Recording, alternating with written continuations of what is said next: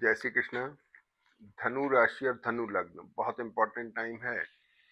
कारण यह है कि इस धनु लग्न के ऊपर, धनु राशि के ऊपर इस शनि वक्री हैं जो इस पर दृष्ट हैं, और इस पर गुरु की दृष्टि है वर्गोत्तम। तो शनि गुरु से सपोर्टेड हो गए। गुरु यहाँ पे कर्क राशि के वर्गोत्तमों के शनि को बड़े मदद कर रहे हैं। धन यहाँ पे धनेश भी हो गए, तृतीयेश भी हो गए। इसकी दृष्टि धनु राशि बहुत एक्सप्लोरिंग है। शनि केतु थोड़ा इन्फेक्शन वगैरह देते हैं, थोड़ा ध्यान रखने की जरूरत है। तो कुल मिलाकर के लग्नेश अष्टम में बैठे हुए हैं, बड़ी इंपॉर्टेंट पोजीशन बन रही है। अष्टम भाव में राहु, गुरु की पोजीशन बड़ी मेंटल डेंस पोजीशन देते हैं। आदमी गंभीरता से निर्णय ले सकता है। और मैं आपको बताऊंगा कि चंद्रमा जो है 10 तारीख को, जैसे चंद्रमा आपके मिथुन राशि में है और ये यहाँ पर 7-7:30 के बाद सुबह वर्गोत्तम में आ जाते हैं, तो अष्टमेश सप्तम में वर्गोत्तम के हो गए। ठीक है ना। ट्रैवल के कारक भी हो सकते हैं, स्पाउस को मैरिटल और बिजनेस रिलेशनशिप को लेके कंसर्न भी हो सकती है। सबसे इंपॉर्टेंट चीज क्या हो गई कि पंचमेश द्वादश में चला गया, बुध और मंगल के साथ में फ्रीज हो रहा है। ये फ्रीजिंग कॉम्बिनेशन शारीरिक, मानसिक, आर्थिक 3 तरह के असर देते हैं। फाइनेंशियली पैसे से, शरीर से फ्रीजिंग होती है तो दर्द वर्द हो जाते हैं शरीर में, एसिडिटी, एक्यूट उसकी वजह से हो सकते हैं। ये combination hernia, appendix, stone, arthritis, sugar, thyroid, इन लोगों के लिए थोड़ा सा ज्यादा परेशान का कारक होता है। जिनकी जन्म पत्री में कॉम्बिनेशन डिग्री और नक्षत्र के हिसाब से होता है, उन लोगों की अक्सर परेशानियां देखी गई हैं। तो मंगल बुध द्वादश में हो गए, मंगल आपके 5th लॉर्ड हो गए, 12th लॉर्ड हो गए, बुध जो आपके 7th लॉर्ड हो गए। तो कुल मिलाकर 7th Lord business, marital relationship का हो गया, स्पाउस का हो गया, प्रोफेशन का हो गया।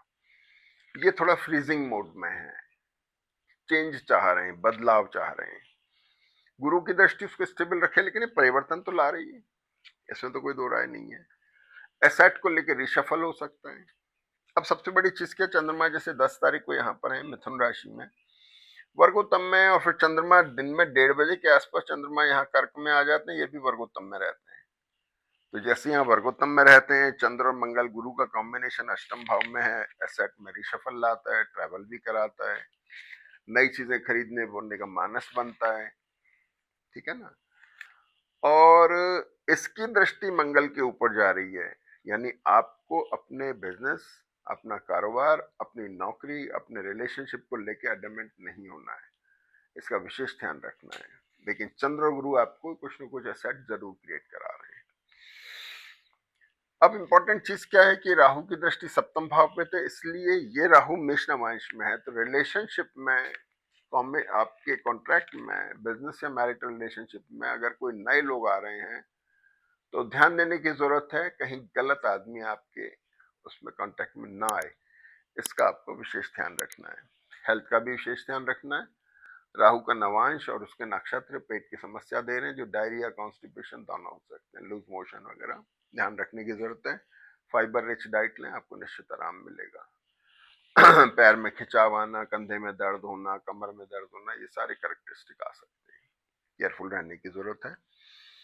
अब आ जाते हैं सबसे पहले कि चंद्रमा यहाँ आ गए, चंद्रमा यहाँ पर कर्क राशि में वर्गोत्तम में आ गए, तो ये 10 तारीख आप यूज कर सकते हैं किसी नई शुरुआत के लिए, मुहूर्त के लिए, कुछ नए टाइप्स के लिए, बिजनेस टाइप्स के लिए वगैरह वगैरह। यहाँ चंद्रमा आ गए, फिर इसके बाद में 11 तारीख को इनके नक्षत्र बदलते हैं और ये कॉम्बिनेशन और स्ट्रांग हो जाता है। तो आप देखिए कि चतुर्थेश अष्टमेश की दृष्टि द्वादश पे गई, एसेट रिशफल हो रहे हैं, एसेट रिशफल हो रहे हैं, ट्रैवल हो रही है, नौकरी में भी रिशफल के आसार बन रहे हैं, मैरिटल और बिजनेस रिलेशनशिप भी रिशफल की तरफ जा रहे हैं, लेकिन अच्छे मायने में जा रहे हैं, पॉजिटिव मायने में जा रहे हैं। आपकी जन्म पत्नी अगर मदद कर रही है तो बहुत अच्छी चीज है, क्योंकि अभी जो गुरु कर्क राशि में अतिचारी अवस्था में, लेकिन फिर ये शनि गुरु आ जाएंगे धनु राशि के अंदर, और जैसे ही उसमें मिथुन राशि में आएंगे, आपको फिर बल प्रदान करेंगे। फिर शनि और गुरु की दृष्टि आपकी पोजीशन को बढ़ा देगी। अब ये टेम्परेरी फेज में रिशफल चल रहा है।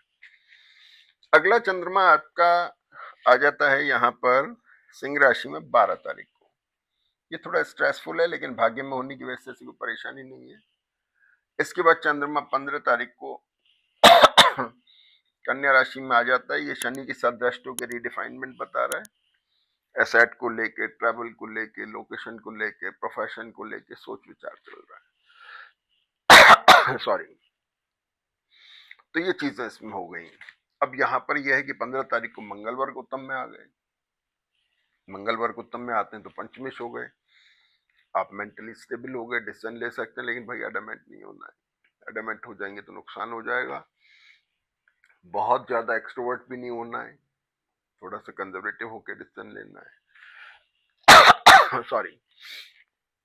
और इसके बाद में एक सबसे बड़ी घटना 16 तारीख को है, जब सूर्य यहां आ जाता है। सॉरी।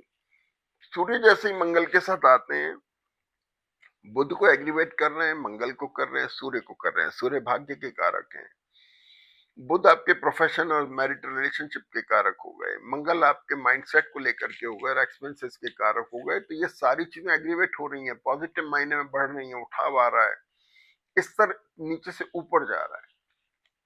तो कुल मिला के प्रोफेशन के चेंज के लिए बहुत अच्छी जन्म पत्री है, एसेट के रिशफल के लिए बहुत अच्छी जन्म पत्री है। आप इसका फायदा उठाएं। जय श्री कृष्ण।